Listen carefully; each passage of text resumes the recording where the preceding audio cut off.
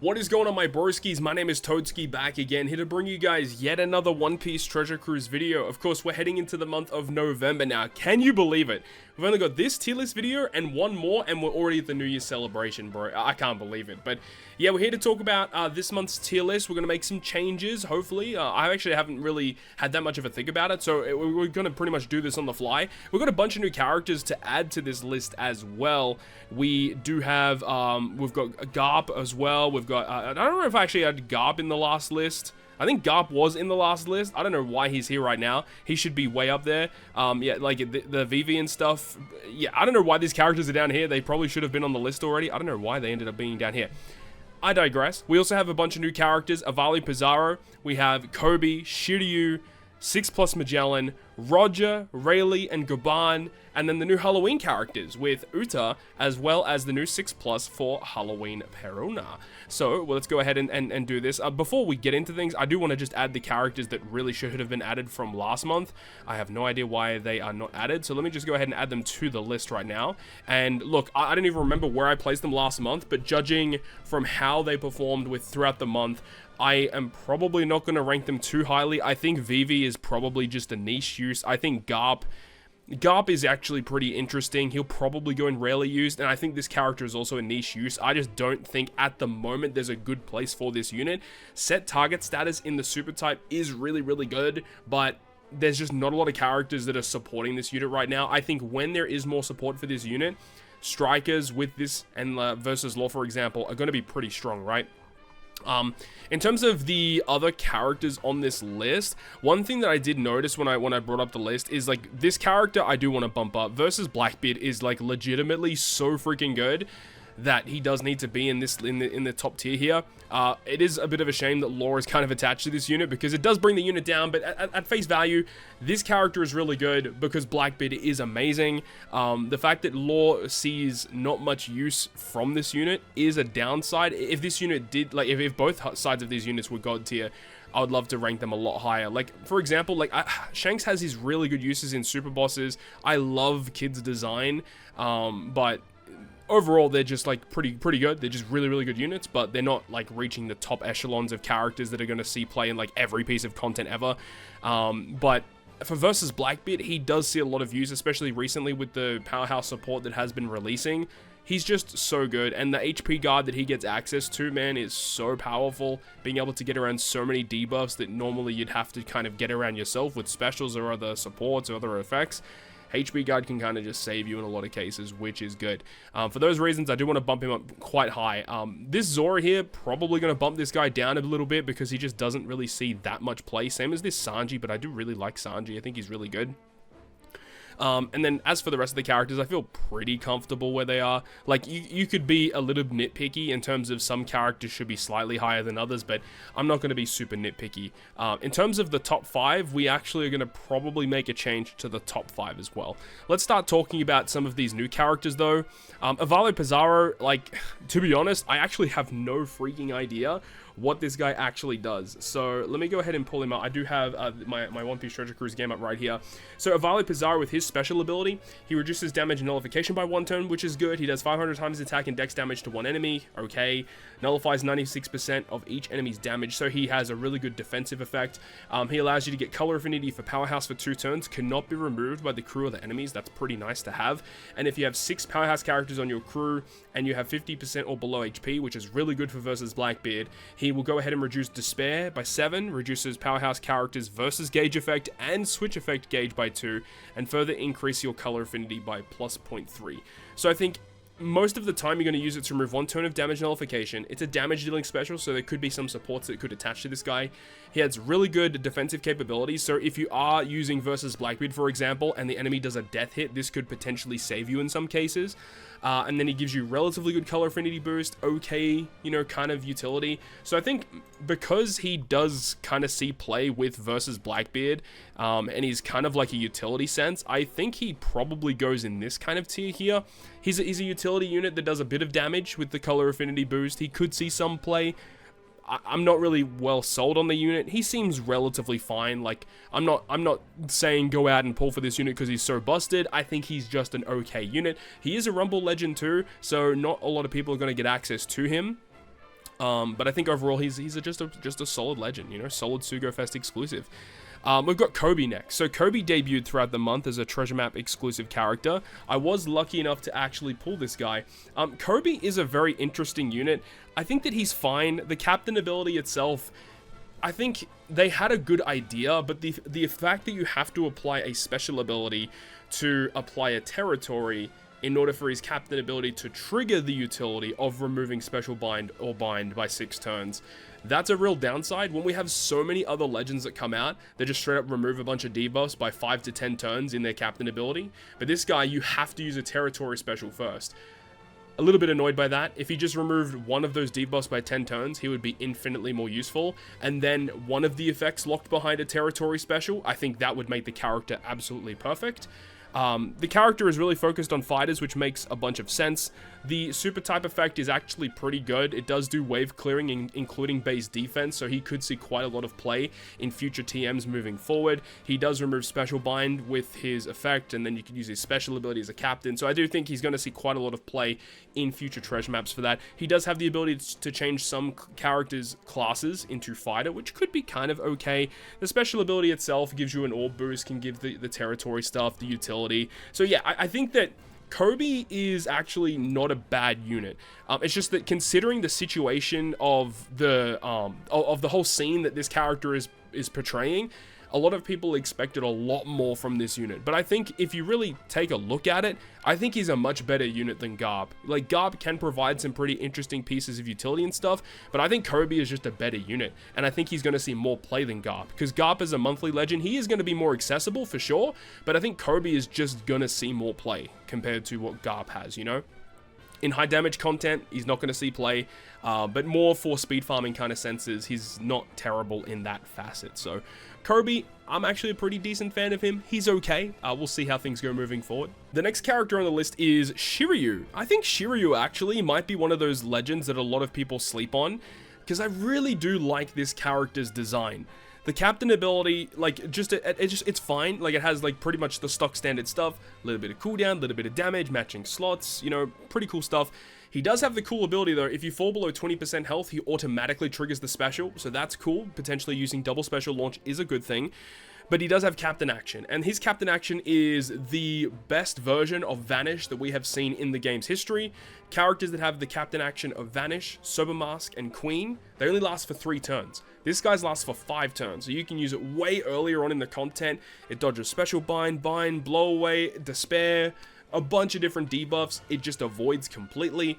It's a very broken mechanic, but the obvious downside to this is that he does not get access to super types or super classes, which means that you will get less damage in that regard, but you can still hybrid him up in some weird scenarios. You could also go ahead and just run double Shiryu so that both of your captains are basically immune to any effect, and there's no team requirement when launching that captain action, which is another really good positive to that specific effect. The special ability, I think, is very powerful too, considering how good slashers are in the game right now, especially for high damage content, and due to the fact that slashers get access to Zoro and Sanji, it makes a big difference being able to transform everyone into a slasher, which then you can use this special ability to not only inflict increased damage taken, but set target status, which gives you just bonus damage for free. He gives a relatively good chain boost. I just think this character is really strong. The thing is, though, is that if you have a character such as Cross Guild, I really don't know if this character is going to see more play compared to Cross Guild. I guess it depends, right? Because if you're up against a Dex boss, then yes, Shiryu is just a better option because he will give you slightly more damage. But at the end of the day, I think that they're both relatively good and replaceable in their own teams. So I think for high damage content, that's the one thing about Shiryu I really love, and his captain action is really, really good.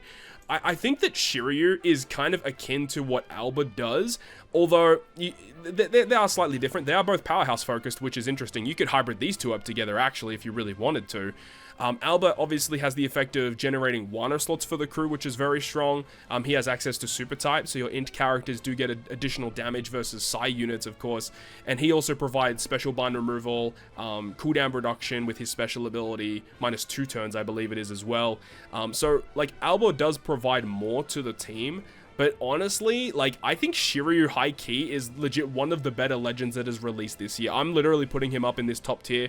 I'm a big fan of what they've done with Shiryu, because not only is he good as a crewmate, but he's actually a very viable captain as well, which is something that you don't see very often from newer release characters that aren't super Sugo Fest exclusives. So I think they did a really good job with this guy. The next character on the list is Magellan. I'm also a pretty big fan of what they did with Magellan this month. Magellan, they basically fixed his major issue as to why he wouldn't work as a unit beforehand, where if the enemy had an ability to just negate any poison that could be inflicted, then Magellan just doesn't do anything. I mean, yeah, he gives you a little bit of bind and bone removal and a color affinity boost. That's basically it. But having the ability as a captain to basically inflict poison under any circumstance, it's a really big point of difference. Like, you need to give people reasons to use certain units as captains, because otherwise, they're just always going to be relegated to sub positions. And honestly, some characters are built to be only used as crewmates, because that's the way the units are kind of designed. Like Zoro and Sanji, for example. Zoro and Sanji are the best legend in the game. I don't think it's even close. And they're basically always used as a crewmate. But they are super unique in what they do. They grant massive damage, and that's the reason why they are so good. Utility, massive damage, and very unique effects that only they can provide to your squad. Plus, it does help that Free Spirit and Slasher have amazing high damage units. When you have like this guy, for example, he is the only unit in the game that has his line of text, which says, anytime you use an effect that has poison, it will go through immunity. Now, this does include supports. It includes super type effects, because there are some characters that grant abilities to bypass immunity, but it only affects specials. This character says, anytime any poison is inflicted from anywhere, it will go through full immunity. So that's really cool that he has that. So that is one major reason why you may want to use him as captain, because he's the only character that can do that. And then his super type can inflict the venom to the opponent, go through full immunity, and then when you use his special ability, you'll get the attack boost, you'll get the color affinity boost, you'll get the utility. He does resistance down now, so you get even more damage with quick shooter and powerhouse. I really like what they've done with this guy. Although I do like what they've done, I just don't think he's going to see that much play, because we don't get a lot of generic content that you can just run with very specific units. But like, for example, Garp challenges, if you still need to complete some Garp challenges, he's going to be really good for that. If you need to complete co-op challenges with quick shooter powerhouse related units, he's going to be really good for that as well. So I do think that they did a really good job with Magellan 6+. He's not a character that's going to see a ton of play, but he has become usable now, which is something that he wasn't before. So we've got Roger, Rayleigh, Gaban. I am going to leave them till last. We'll go to the Halloween units first. So I am very disappointed in terms of what they've done with these Halloween units, because I was really hoping that Halloween Uta was going to be a lot of fun and really powerful. And while she is unique in what she does, she isn't that great. Like, yes, you could go out of your way to pull for this unit if you really wanted to, but like, let's be real here, you're probably better off saving your rainbow gems. Another thing to note is that Halloween Uta is classified as like a normal legend, so once her event period concludes, the next month she will be available on generic red tickets from events from Grand Party, Treasure Map, PKA, Rumble, anything. She's going to be available from normal red tickets probably when December starts, so it's not the end of the world if you don't get this unit now. I know Uta is very popular. I know that a lot of people really want to get this unit just because of the visuals of the unit, but if you're being a smart Treasure Cruise player, you probably would conserve your rainbow gems. I don't think you need to pull for this unit. I just don't think this unit really provides enough to warrant her being used. She kind of has a similar issue to what Koby has, where you need to be under a certain condition for her to actually remove gimmicks, where we have so many other basic legends that just remove gimmicks just passively within their captain effects, whereas Uta, you need to be below 50% HP in order for these effects to actually activate, because if you're not under that HP threshold, like, she doesn't really provide much to the crew. Her special ability is fine, but she's just not really amazing. I was expecting a lot more. She is focused on Dex, Cerebral, and Driven, and her multiplier as a captain is pretty high. I'm just not that excited about this unit. I kind of just want to put her in niche usages because I just don't think that Uta is going to see that much play. Yes, she is going to be very good for the upcoming Blitz battle for Halloween. Obviously, she's going to be built for the content, no doubt. but I just really wish that she was a bit more powerful than what they have provided for us this time around. So I'm just disappointed. They just really needed to give her more effects. Now, Halloween Perona is a very interesting unit. I think this unit is going to see more play than what the Uta does provide. But the interesting thing about Halloween Perona is that both her 6-star and her 6-star plus form are both receiving level limit break buffs. And the thing is you kind of want to have two versions of this unit, because you have the 6-star version who is Shooter Free Spirit, and this unit, the 6+, is now Driven Shooter. So transforming from Free Spirit into Driven is a big deal, and her special effects from her abilities are actually a little bit different as well. Her health conditions are different, the effect that it provides is slightly different as well. So for those reasons, I do think it is a wise decision to have one of each copy. This is a unit that can see play in just random teams. She does provide conditional boosts and chain related buffs, orb changing. She is okay as a captain. I probably wouldn't use her as a captain, but there are opportunities to use her as a captain if you wanted to. But like, let's be real here, there's just so many other better units you could be using as a captain. But hey, it's more shooter support, so that's kind of cool. It is driven support, that is also kind of cool. Driven are actually been pretty good recently, especially with the introduction of this guy right here. This versus Kaido, if you ever are building a driven team, you're always probably going to go down this route of this guy as the captain, because this guy's captain effect is bonkers. So keep that in mind in the future. The Halloween units, I wish they were so much more stronger than what they have given us, honestly. Especially because, where's that guy Halloween Ace? He's around here somewhere. This guy right here. This guy came out so long ago, and this guy is still amazing till this day. Removing 10 turns of bind and special bind as a captain, boosting int, shooter, and fighter. Like, he's just phenomenal. And then his special ability is really good too. Just very basic abilities, but they're very good abilities. Whereas they really tried to be complex and creative with these units, but creative doesn't always mean good, and I feel like they kind of missed the mark with this unit here. The final new unit going to be added to the tier list is going to be Rayleigh Roger Gaban. So this is a brand new anniversary exclusive character here.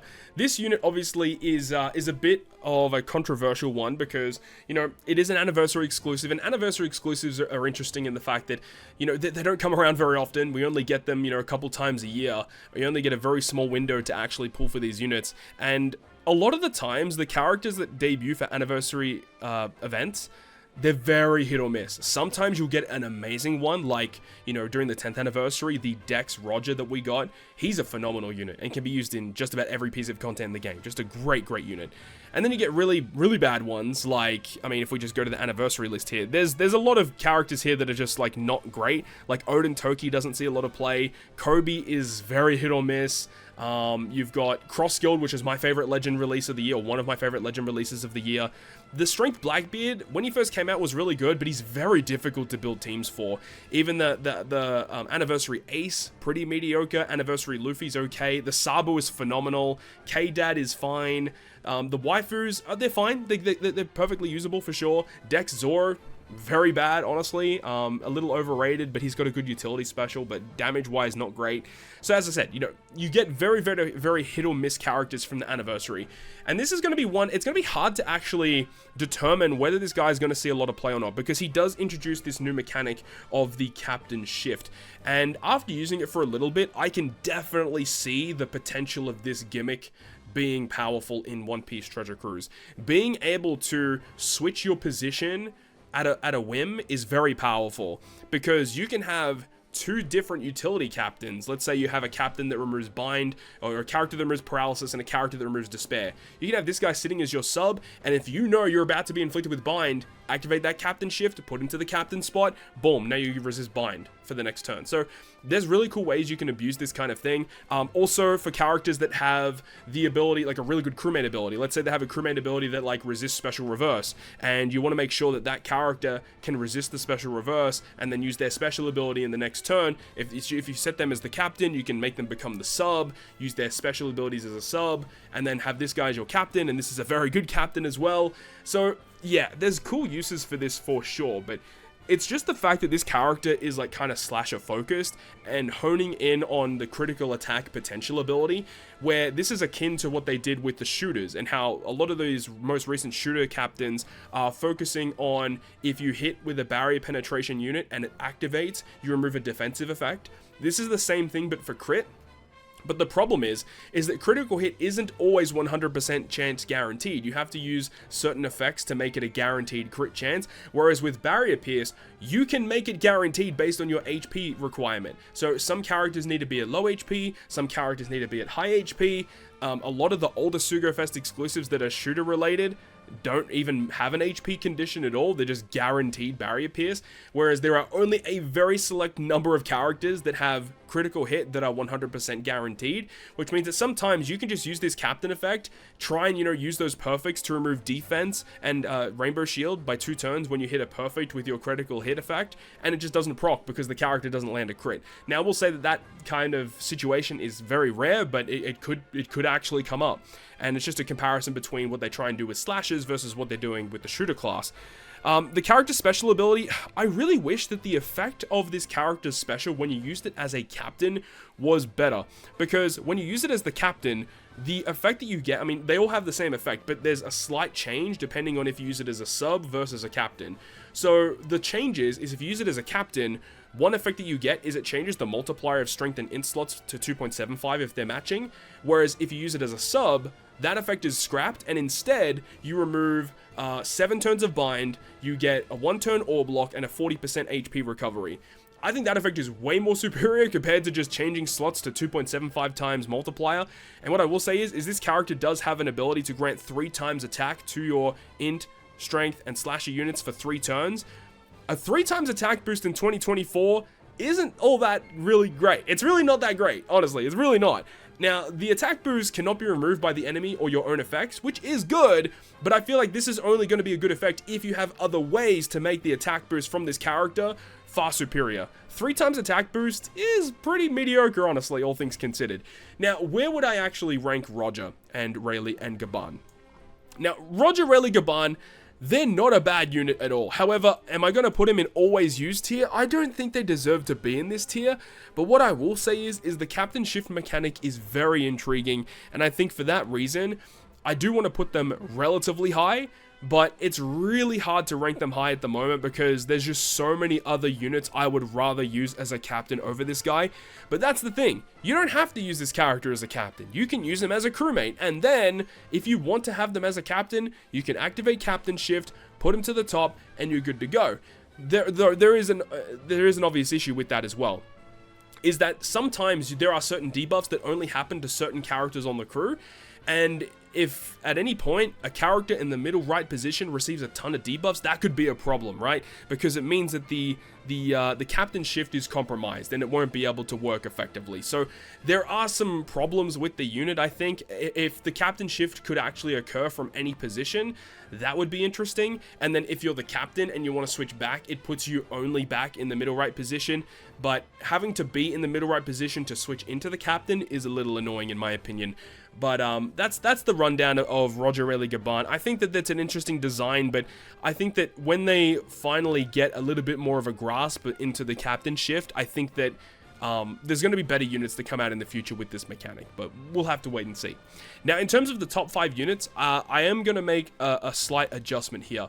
What I am going to do is I personally feel like I want to put 10th Anniversary Shanks in the top 5.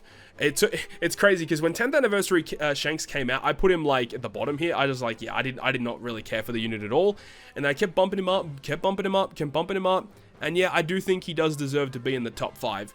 Now, as for the character that's bumping down, unfortunately, I am putting my girl Uta down into the always used tier. I just haven't really used Uta as much recently, but what I will say is that Uta is still one of my favorite legends in the game. I still think she is phenomenal and can basically beat everything in the game, you know. That's not really much of a surprise, but I do think that 10th Anniversary Shanks, with his synergies that he has, his abilities that he has, it's really valuable to have his type of abilities. Like these 10th Anniversary Sugofest exclusives that they gave us this year, they're just phenomenal. They're super, super strong. So that's it. I think that's pretty much my breakdown of my personal tier list moving into the month of November. As I said, we've only got one more tier list for the year of 2024 before we move into the New Year celebration, so it will be interesting to see how this shapes up moving forward. But that is going to wrap it up from me. I really hope you guys enjoyed this one. If you did, make sure to go ahead and leave a like, and if you want to stay up to date with all the content I post, including more One Piece Treasure Cruise content, make sure to hit the subscribe button down below.